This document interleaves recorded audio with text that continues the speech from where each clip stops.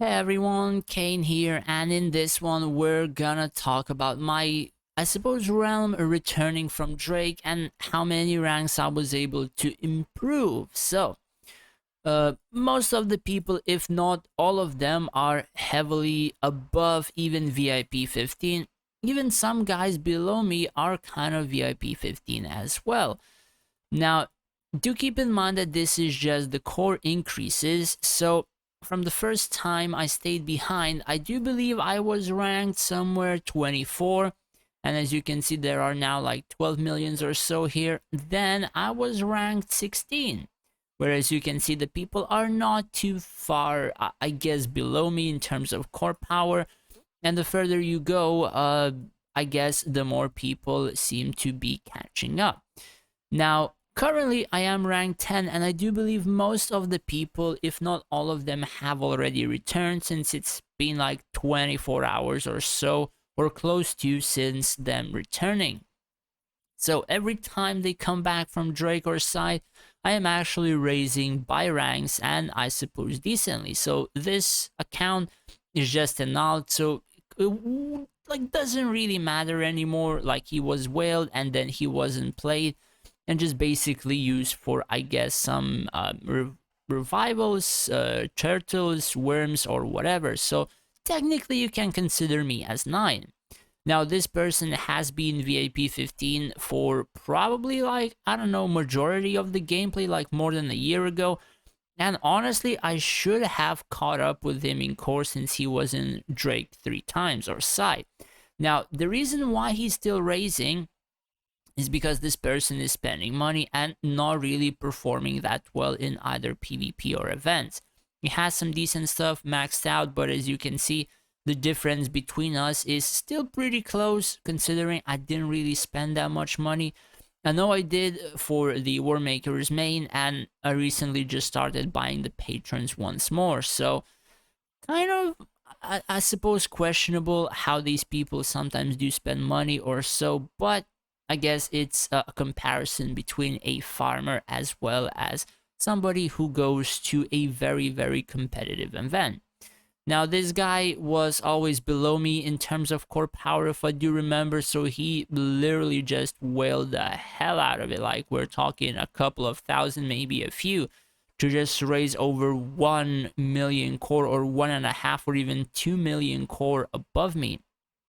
And the other ones are just, I suppose, very, very heavy spenders in terms of like research. Majority of them have it either maxed or almost maxed, or at least like 3 of them nearly finished, compared to me.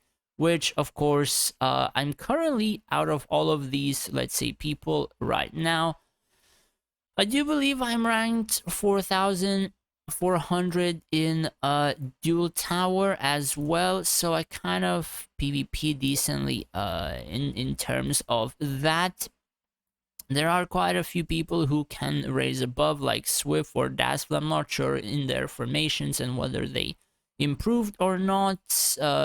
This guy, I've heard that he can be sieged or PvP'd from a lot lower core, so that's also questionable. But I kind of improved quite a lot, and that's mainly because of me staying behind and winning a lot of events. Now, do keep in mind, I don't win all of the events. I usually have won the Pinnacles, the Kingdom Guardians, the Elite Trials, the Nightfires or Rhinos, but the resource events have become a pretty big nuisance since quite a lot of people stacked up like tens or 20,000 like boxes or whatever, so basically they can just take rank 1s or 2s fairly easy.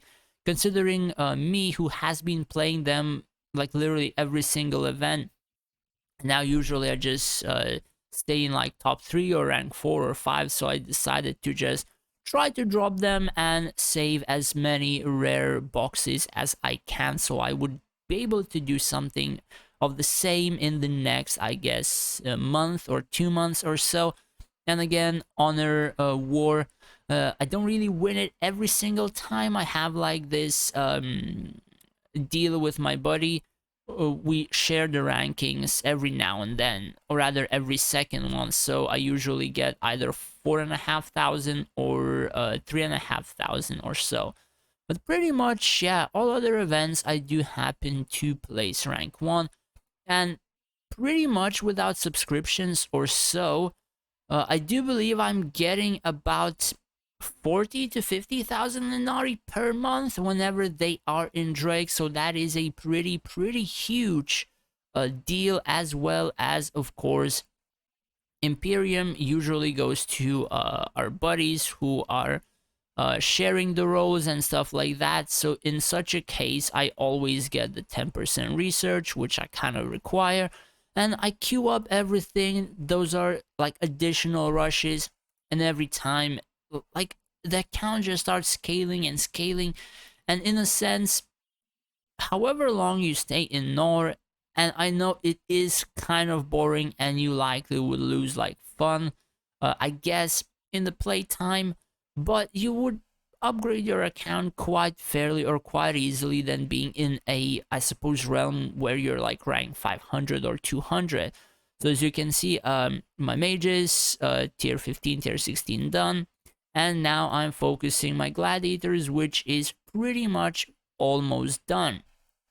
And after that, of course, I will be going for this one, making the gladiators even harder to kill, as well as granting HP. And honestly, my gladiators have like 50 million HP or close right now, majority of them. So level 70 is gonna be a pretty huge boost.